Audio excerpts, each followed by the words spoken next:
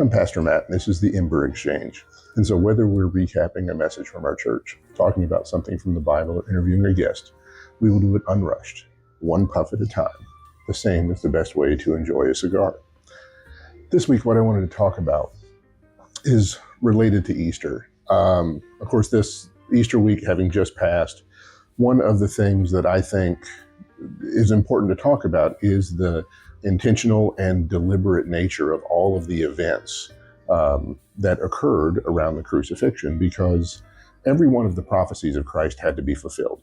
And so many of them come to pass at the event of the crucifixion. The things like the garments being parted and him being pierced in both his hands and his feet, and that no bones would be broken. Even that he would be buried in a rich man's tomb is prophesied in Isaiah.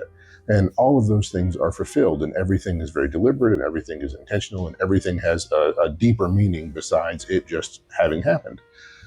And one of the things that had been lost on me for many years that I just failed to understand was the role that Barabbas played in the crucifixion, and what the deeper meaning of that must be, because there had to be something.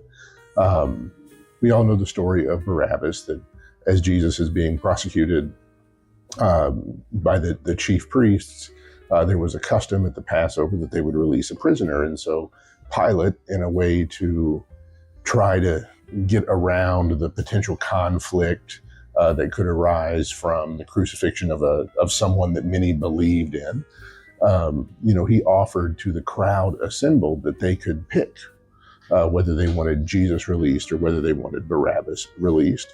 And of course, as you read the text, it teaches us that, that the chief priests had sent messengers in and were among the crowd, cajoling them and encouraging them to cry out for Barabbas, which they did. And so Barabbas was released, and then the story of the crucifixion continues from there.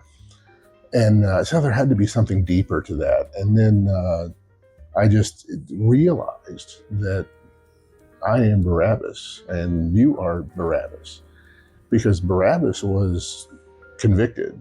Barabbas was worthy of the crucifixion. Barabbas was due his punishment. But because Jesus was there, Barabbas was released and Jesus took his punishment.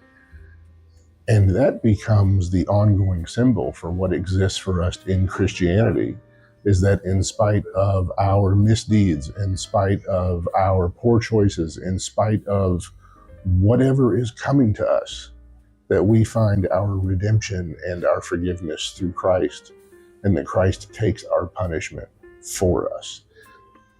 And for me, that just becomes a powerful example of what we have, that Jesus takes our place.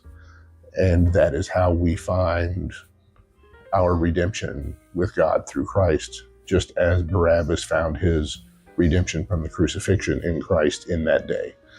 So that is what I wanted to share with you today. And I hope that meant something to you, because it certainly did to me. So until next time, keep your fire burning, keep your cigar lit, and don't forget to send us your burning questions.